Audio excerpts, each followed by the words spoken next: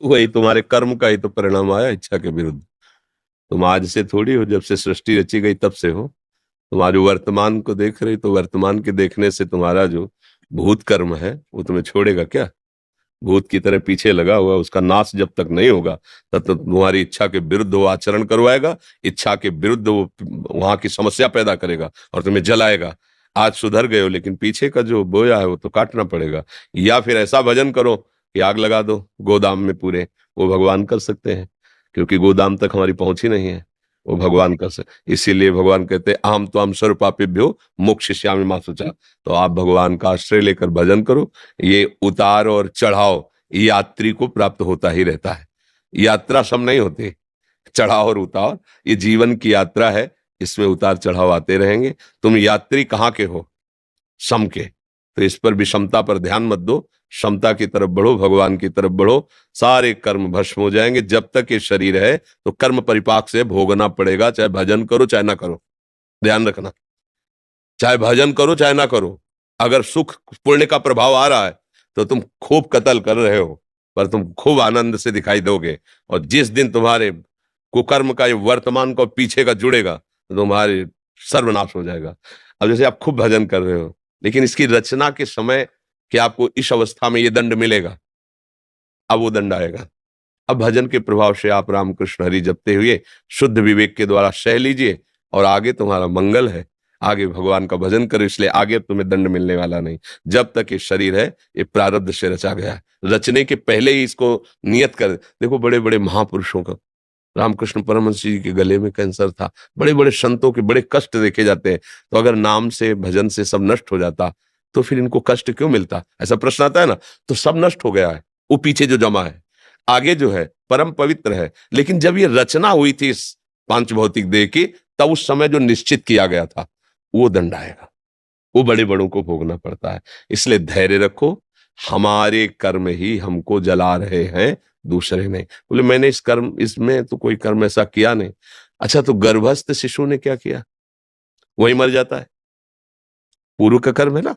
हाँ, वो तो अभी पैदा हुआ है, अभी तो 5 साल का है, कोई पाप किया नहीं।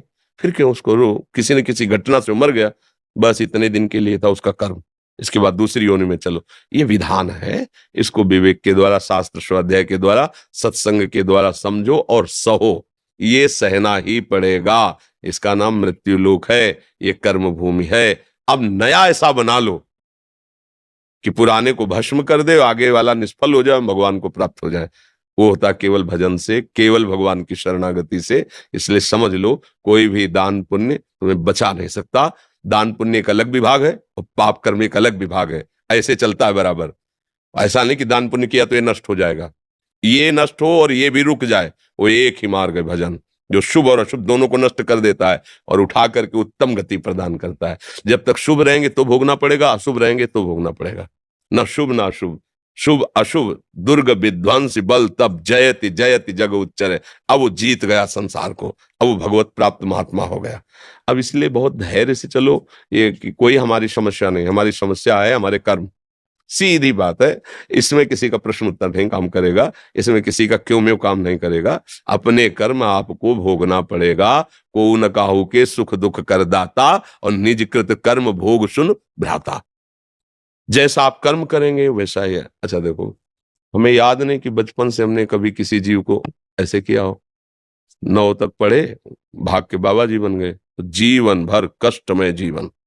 ये तो आज तुम, तो आज भी तो कष्ट में है, अभी कष्ट में है, थोड़ी देर बाद डायलिसिस में जाएंगे। जीवन कष्ट में, भूख सर्दी गर्मी बरसात गालियां अपमान सब सहते हुए बढ़ते चले गए। हालत आज क्या है हमारी?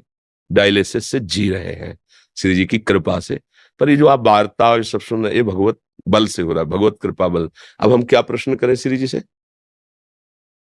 हमें पता है कि वो अगर कृपा न करती तो मेरी क्या दुर्दशा हो जाती। तो हम प्रश्न करने लायक हैं। हम तो केवल इतना मना रहे कि बड़ी कृपा है जो आपने स्वीकार कर लिया, नहीं तो हमारी दुर्दशा क्या होती वो हम जानते हैं। जब आधार ही नहीं तो बिना आधार के किसी को कुएं में फेंक दो, क्या होगा? यहां तो ऐसे ही हम लोग अज्ञान के कारण प्रभु को कोसने लगते हैं। हमने कोई बुरा नहीं किया, भगवान को तो बुरा नहीं किया, भगवान ने मेरा बच्चा क्यों छीन लिया, भगवान ने मेरा। थोड़ा विवेक धारण करो। जितने काम के लिए जो जितना आया है, अगर 1001 श्वास केवल मिली है उसको, तो 1002 श्वास नहीं ले सकता। विधान विधान है भगवान का। यहां तुम्हारा कुछ नहीं, तुम कुछ नहीं हो। पक्की बात समझ लो, भगवान का सब कुछ है, तुम भगवान के हो। अगर ये मान लोगे तो आप धैर्य पूर्वक यहां जियोगे और अंत में आपका बड़ा मंगल होगा और हृदय आनंदित। जैसे मानो इस समय रोग का प्रभाव है, कष्ट है, शरीर में पीड़ा है, घबराहट है, जी में चिल्लाना, क्या क्या मतलब वो तो क्या लिखे जब गुर्दे ही खराब है। पर आपको ऐसा महसूस हो रहा है मैं डिप्रेशन में हूं, मैं परेशान हूं, मैं बड़ा दुखी हूं। क्यों? इसलिए महसूस नहीं हो रहा कि उस बात को हम समझ रहे हैं और अपने मन को जहां दुख नहीं है वहां लगाए हैं। अगर वहां से हटे तो जहां आग में बैठे ना, अभी हालत खराब हो जाए, अभी मतलब अभी हम विक्षिप्त हो जाएं। लेकिन मन को वहां पहुंचने नहीं देते, वहीं रहे, वहीं जहां सुख, इधर आग लगी मत आ। अब आप क्या हो? यही मन रख रहे हो, इसलिए आप दुखी हो। फिर कोसते हैं कि भगवान बुरा कर रहे हैं, हमने क्या बुरा किया। अगर आप असलियत जान जाओगे तो भगवान जो कृपा कर रहे हैं उस पर तुम्हें रोना आ जाएगा कि अगर मुझे वास्तविक हमारा हिसाब मिलता तो आज मेरी वो दुर्गति होती। पर आपने लाडले उस विधान की भी रक्षा की और मेरी भी रक्षा की। कैसे रखे हो, कैसे दुलार कर रहे हो। बिल्कुल सच्ची मानिए, कभी आरोप मत कीजिए कि भगवान बुरा कर रहे हैं। उनके जैसा कोई कृपालु नहीं। आप समझ नहीं पा रहे हैं, समझ नहीं पा रहे हैं। हम लोगों ने ऐसे ऐसे पाप किए हैं, ऐसी ऐसी गलतियां की है, भगवान उनको माने ही नहीं गलती। हमें मनुष्य शरीर दे दिया, हमको सतमार्ग दे दिया। उनके दुलार को तो तुम देखो, हमें वो प्रेत भी बना सकते थे, सुअर कुत्ता भी बना सकते थे, मनुष्य बना दिया। अपना उद्धार कर लो। अच्छा, कौन से अन्य योनियों में ऐसे कर्म किए कि हम मनुष्य, क्योंकि कर्म कर ही नहीं सकते अन्य योनियों में, तो भगवान ने अपनी कृपा से दिया ना। उनकी कृपा की तरफ क्यों नहीं देखते?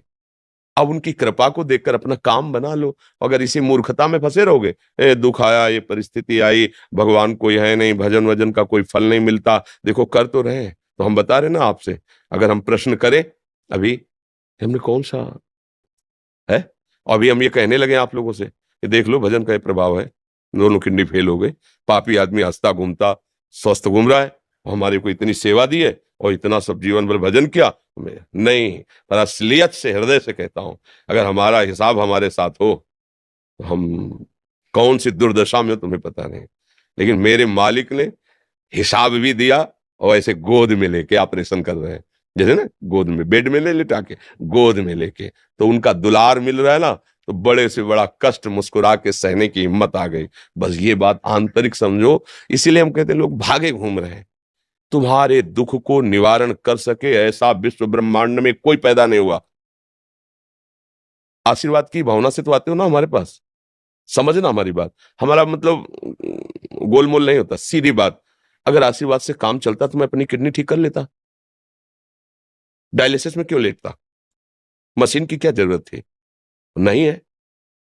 अगर ये करना चाहे, नहीं है। पर वो जो किया है वो उनकी प्राप्ति के लिए है, इसको बचाने के लिए नहीं है। कई दिन ये बचेगा किडनी, मान लो अभी अल्ट्रासाउंड कराओ किडनी ठीक हो गई, पर बचेंगे कितने दिन? जितनी श्वासें हैं उतनी चलेगी। इसके बाद ठीक किडनी फट जाएगी। देखो ना, एक्सीडेंट होता है, चिथड़ा उड़ गए, ठीक किडनी है, दिल की गति रुक गई, क्योंकि अब एक श्वास नहीं लेना है तुम्हें। तो हम बुद्धिमानी इसी में है कि जो अमोघ धन कमाया है उससे अमोघ वस्तु खरीदें कि फटने वाली चीज खरीदें। अच्छा, अगर इसकी श्वासें हैं, इतने साल चलना है, खूब मौज से रहो, या ऐसे धक्का प्लेट चलती रहेगी, धक्का गाड़ी। और बेकूफी होगी कि अमोघ धन से ये व्यर्थ वाली चीजें खरीदना, ये व्यर्थ है। देह धरने का फल क्या है? भगवान की प्राप्ति।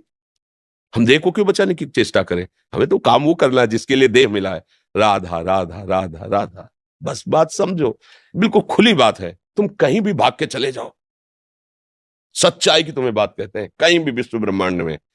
यदि तुम्हारे आचरण शुद्ध नहीं है, तुम भजन नहीं करते हो, तुम दूसरे को दुख पहुंचाते हो, गंदा आहार करते हो, शराब पीते हो, व्यभिचार करते हो, किसी का आशीर्वाद तुम्हें नहीं बचा सकता। भाग लो तो, किसी का आशीर्वाद तुम्हें नहीं बचा सकता।